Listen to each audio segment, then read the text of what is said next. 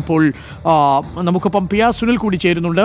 P R Sunil, ദില്ലിയിൽ നിന്ന് വരുന്ന മറ്റൊരു വളരെ പ്രധാനപ്പെട്ട വിവരം, റോ മേധാവിയും അജിത് ഡോവലും ഇപ്പോൾ മോദിയുടെ വസതിയിലെത്തി കൂടിക്കാഴ്ച തുടങ്ങിയിട്ടുണ്ട് എന്നാണ് മനസ്സിലാക്കുന്നത്.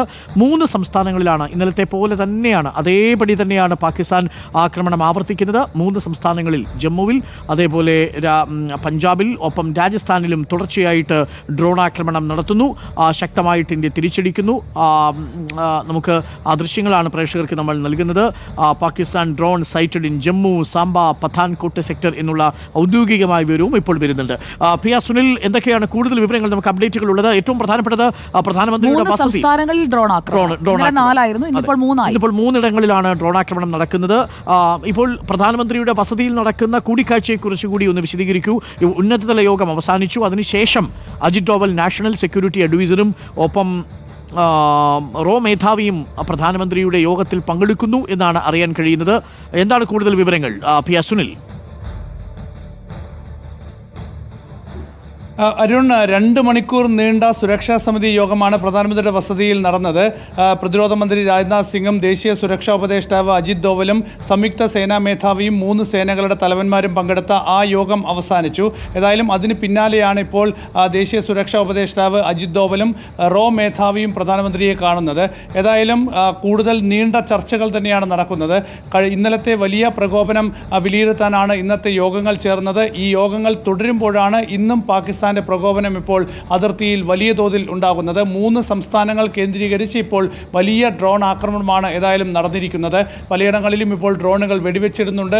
എയർ ഡിഫൻസ് സിസ്റ്റം ഇപ്പോൾ ആക്ടിവേറ്റ് ചെയ്തിട്ടുണ്ട്. അതിർത്തിയിൽ എല്ലായിടത്തും ബ്ലാക്ക് ഔട്ട് ആണ്.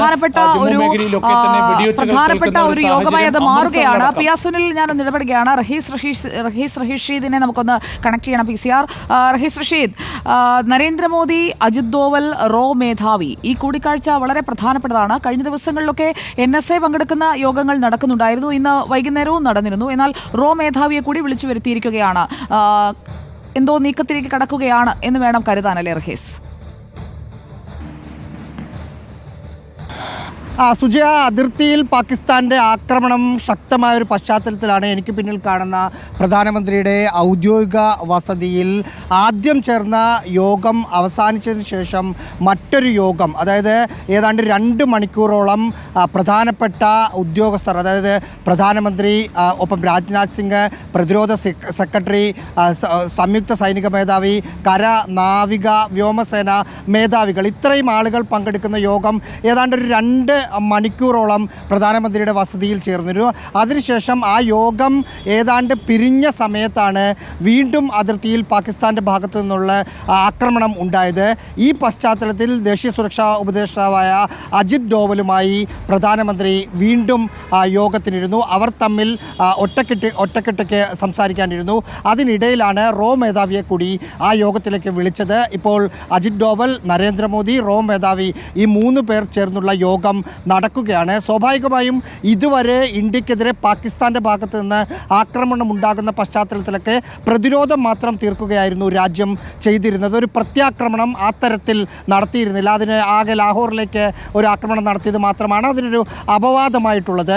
തുടർച്ചയായ 2ാമത്തെ ദിവസവും ഇന്നലെ ആക്രമണം തുടങ്ങിയ ഏതാണ്ട് അതേ സമയത്ത് തന്നെ പല കേന്ദ്രങ്ങളിൽ, ജമ്മുവിൻ്റെ പാകിസ്ഥാനോടുമായി അതിർത്തി പങ്കിടുന്ന പല കേന്ദ്രങ്ങളിൽ പല തരത്തിലുള്ള ആക്രമണം, ഇന്നലെ ആക്രമിച്ചതുപോലെ തന്നെ വ്യോമപാത അടയ്ക്കാതെ സിവിലിയന്മാർ വിമാനത്തിലുള്ള ആ ഭാഗത്ത് സഞ്ചരിക്കുന്ന സമയത്ത് ഇന്ത്യയുടെ ഭാഗത്ത് നിന്ന് ഏതെങ്കിലും തരത്തിലൊരു പ്രത്യാക്രമണം ഉണ്ടായി അത് ഏതെങ്കിലും സിവിലിയന്മാരുള്ള വിമാനത്തെ ഏതെങ്കിലും തരത്തിൽ ബാധിച്ചാൽ അത് ലോകരാജ്യങ്ങളുടെ മുമ്പിൽ ഇന്ത്യ പാകിസ്ഥാനെ ആക്രമിച്ചപ്പോൾ സിവിലിയന്മാരുള്ള വിമാനം ആക്രമിച്ചു എന്ന ഒരു വിലയിരുത്തലും മറ്റും കൊണ്ടുവരാനുള്ള ഒരു ശ്രമം പാകിസ്ഥാൻ്റെ ഭാഗത്തു നിന്ന് ഉണ്ടായി എന്നതാണ് ഇന്നത്തെ പ്രതിരോധ വകുപ്പ് ഉദ്യോഗസ്ഥരുടെ വാർത്താ സമ്മേളനത്തിൽ പറഞ്ഞിരുന്ന ഏതാണ്ടൊരു ഭാഗം.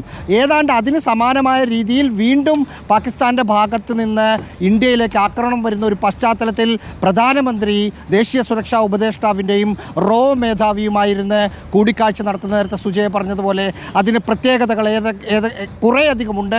കഴിഞ്ഞ തവണത്തെ പോലെ അല്ലെങ്കിൽ കഴിഞ്ഞ ദിവസത്തെ പോലെ പ്രതിരോധം മാത്രം മതിയോ? നമുക്ക് ചില അപ്ഡേറ്റുകൾ കൂടി കൊടുക്കാവുന്നതാണ്. റഹീസ് റഷീദ്,